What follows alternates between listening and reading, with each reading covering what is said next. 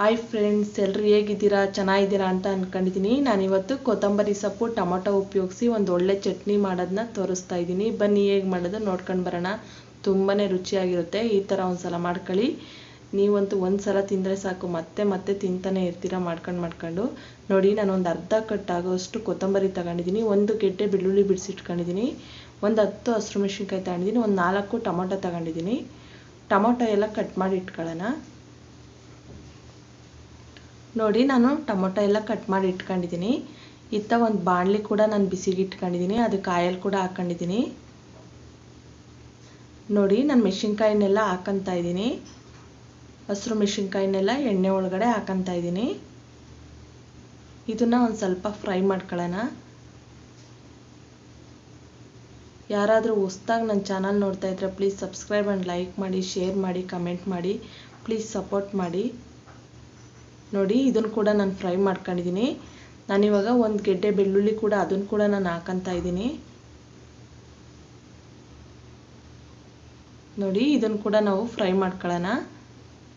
ನೋಡಿ, ನಾನಿವಾಗ ಟೊಮೊಟೊ ಕೂಡ ಹಾಕಂತ ಇದ್ದೀನಿ. ಕಟ್ ಮಾಡಿ ಇಟ್ಕೊಂಡಿರೋ ಅಂಥ ಟೊಮೊಟೊ ಕೂಡ ನಾನು ಸೇರಿಸ್ತಾ ಇದ್ದೀನಿ. ಇದನ್ನು ಕೂಡ ಫ್ರೈ ಮಾಡ್ಕೊಳ್ಳೋಣ.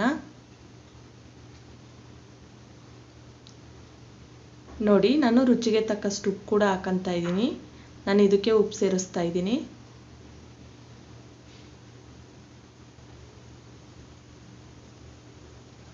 ಉಪ್ಪು ಬೆರೆಸೋದ್ರಿಂದ ಟೊಮೊಟೊ ಬೇಗ ಸಾಫ್ಟ್ ಆಗುತ್ತೆ, ಅದಕ್ಕೆ ನಾನು ಇದಕ್ಕೆ ಉಪ್ಪು ಹಾಕ್ತಾ ಇದ್ದೀನಿ.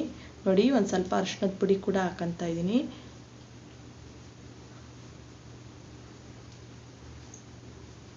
ನೋಡಿ, ಇದನ್ನೆಲ್ಲ ಸಾಫ್ಟ್ ಆಗೋವರೆಗೂ ಚೆನ್ನಾಗಿ ಫ್ರೈ ಮಾಡ್ಕೋಬೇಕು. ನಾನು ಇದನ್ನು ಒಂದು ತಟ್ಟೆ ಮುಚ್ಚಿ ನೀಟಾಗಿ ಫ್ರೈ ಮಾಡ್ಕೊತ ಇದ್ದೀನಿ, ಟೊಮೊಟೊ ಸಾಫ್ಟ್ ಆಗೋವರೆಗೂ.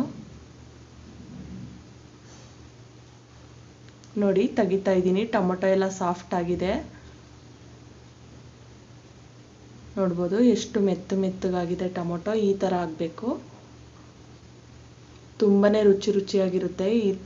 ಒಂದು ಸಲ ಏನಾರ ನೀವು ಮಾಡ್ಕೊಂಡು ತಿಂದರೆ ಮತ್ತೆ ಮತ್ತೆ ಮಾಡಬೇಕಂತ ಅನ್ನಿಸ್ತಾ ಇರುತ್ತೆ, ಅಷ್ಟು ಚೆನ್ನಾಗಿರುತ್ತೆ.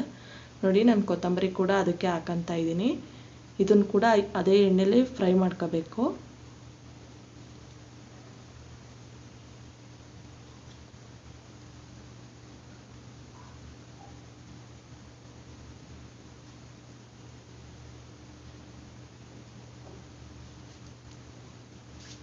ದಿನ ಸಾಂಬಾರು ತಿಂದು ಬೋರ್ ಆಗಿರೋ ಅಂಥವ್ರಿಗೆ ಈ ಥರ ಒಂದು ಸಲ ಮಾಡ್ಕೊಳ್ಳಿ. ತುಂಬಾ ಚೆನ್ನಾಗಿರುತ್ತೆ ಅಂತಲೇ ಹೇಳ್ಬೋದು. ಈ ಚಟ್ನಿ ದೋಸೆಗೆ, ಇಡ್ಲಿಗೆ ಮತ್ತು ಅನ್ನಕ್ಕೆ ಎಲ್ಲ ತುಂಬಾ ಚೆನ್ನಾಗಿರುತ್ತೆ. ಚಪಾತಿಗೆ, ಪೂರಿಗೆ ಯಾವುದಕ್ಕೆ ಬೇಕಾದ್ರೂ ತಿನ್ಬೋದು. ತುಂಬಾ ಟೇಸ್ಟಿಯಾಗಿರುತ್ತೆ ಇದು.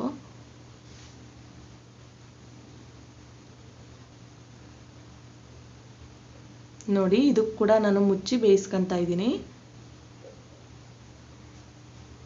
ನೋಡಿ, ಬೆಂದಿದೆ. ನಾನು ತೆಗಿತಾ ಇದ್ದೀನಿ. ಇದನ್ನೊಂದ್ಸಲ ತಿರ್ಕೊಂಡು ನಾನು ಗ್ಯಾಸ್ ಕೂಡ ಆಫ್ ಮಾಡ್ಕೊತಾ ಇದ್ದೀನಿ, ತಣ್ಣಗಾಗಕ್ಕೆ ಬಿಡ್ತಾ ಇದ್ದೀನಿ.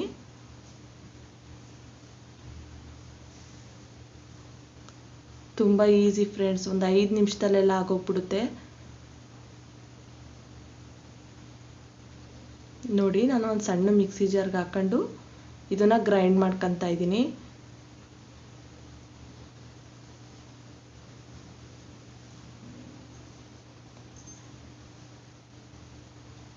ಇದನ್ನ ಹೋಗಿ ಗ್ರೈಂಡ್ ಮಾಡ್ಕೊಂಡು ಬರೋಣ. ನೋಡಿ, ಗ್ರೈಂಡ್ ಮಾಡ್ಕೊಂಡು ಬಂದಿದ್ದಾಯಿತು. ಎಷ್ಟು ಚೆನ್ನಾಗಿ ಬಂದಿದೆ ಅಂತ ಈಗ ನೀವು ನೋಡ್ಬೋದು. ತುಂಬಾ ಚೆನ್ನಾಗಿರುತ್ತೆ ಇದು. ನೋಡಿ, ನಾನು ಈ ಕಡೆ ಒಂದು ಒಗ್ಗರಣೆ ಸೌಟ್ ಕೂಡ ಇಟ್ಕೊಂಡಿದ್ದೀನಿ. ಆಯಿಲ್ ಹಾಕೊಂಡು ಒಂದು 2 ಮೆಣಸಿನ್ಕಾಯಿ ಕೂಡ ಮುರಿದು ಹಾಕೊತಾ ಇದ್ದೀನಿ. ಒಂದು ಸ್ವಲ್ಪ ಜೀರಿಗೆ ಕೂಡ ಹಾಕೊಳ್ಳೋಣ. ನಾನು ಇದಕ್ಕೆ ಕರಿಬೇವು ಕೂಡ ಹಾಕೊತಾ ಇದ್ದೀನಿ. ಇಷ್ಟೇ ಒಗ್ಗರಣೆ, ಜಾಸ್ತಿ ಏನು ಬೇಡ. ತುಂಬಾ ಚೆನ್ನಾಗಿರುತ್ತೆ, ಇಷ್ಟು ಹಾಕಿದ್ರೆ ಸಾಕು. ನೋಡಿ, ನಾನು ಅದಕ್ಕೆ ಹಾಕೊಂಡಿದ್ದೀನಿ. ಇದನ್ನೊಂದು ಸಲ ಮಿಕ್ಸ್ ಮಾಡ್ಕೊಳ್ಳೋಣ.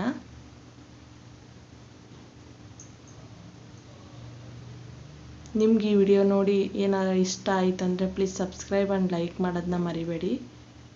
ಒಂದು ಸಲ ಮನೇಲಿ ಮಾಡಿ ಹೇಗಿತ್ತಂತೇಳಿ ಕಮೆಂಟ್ ಮಾಡಿ. ನೋಡಿ, ಎಷ್ಟು ಚೆನ್ನಾಗಿ ಬಂದಿದೆ. ಓಕೆ ಫ್ರೆಂಡ್ಸ್, ಬಾಯ್.